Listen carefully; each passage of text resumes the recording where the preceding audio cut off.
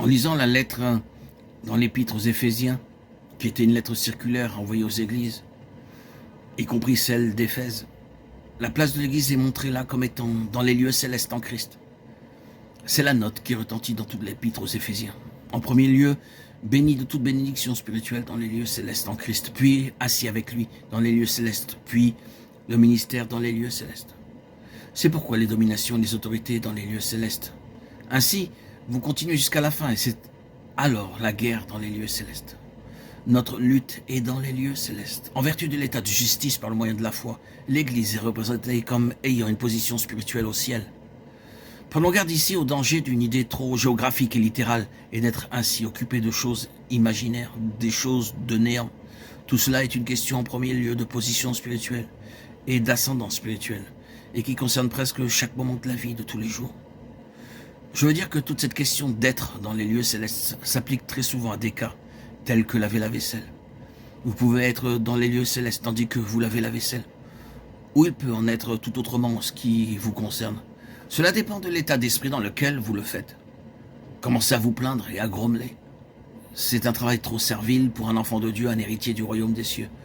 Imaginez-moi devant faire ceci, et vous n'êtes pas dans les cieux. Mais que votre attitude soit celle-ci. Eh bien, c'est en vérité un travail très servile, mais faisons toutes choses pour la gloire de Dieu.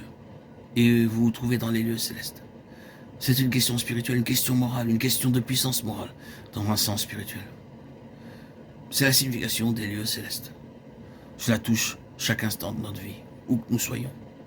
Ne pensez pas qu'il vous faille échapper à ce corps mortel et être sur un nuage et vous envoler quelque part là-haut.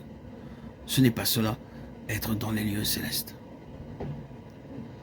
Ainsi donc, cette position est une question d'ascendant sur la puissance du dragon, du serpent, appelé le diable et Satan, de l'accusateur des frères, de celui qui séduit toute la terre. Une question de position spirituelle plus élevée. C'est là la position de l'Église. Vous ne pourrez jamais être là si vous êtes sous un esprit de condamnation, si vous êtes sous un esprit d'accusation, si vous êtes occupé avec votre propre moi misérable. Vous êtes ailleurs que dans les lieux célestes. Ainsi, retenons bien que cette justice qui vient de la foi représente une position spirituelle d'ascendance sur l'ennemi. C'est ce que signifie être dans les lieux célestes. C'est l'ascendance en Christ sur la puissance du diable. Maintenant, plaçons-nous avec cela derrière chaque chose. La pensée de Dieu concernant son peuple.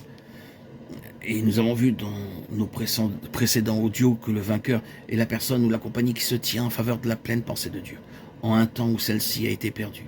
Cette pensée, avant la création, et cette pensée demeurée intacte, était qu'il soit un peuple céleste. Toute chose dans la création visible de Dieu est une représentation de quelque pensée céleste. Souvenez-vous de cela.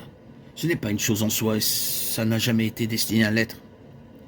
Tout ce que Dieu a fait de matériel et de visible est un symbole, une représentation de quelque pensée spirituelle et céleste. Alors, si je devais aborder ce sujet, nous pourrions le poursuivre pendant très très longtemps. Et cela remplirait de très très nombreux audios. Cela pourrait durer de nombreux mois. Mais je veux simplement l'effleurer brièvement pour indiquer ce que je veux dire. Je vous invite à poursuivre votre audition. Je vous ferai part des prochaines méditations dans les prochains audios. De ce qu'est la pensée de Dieu à travers cette création visible.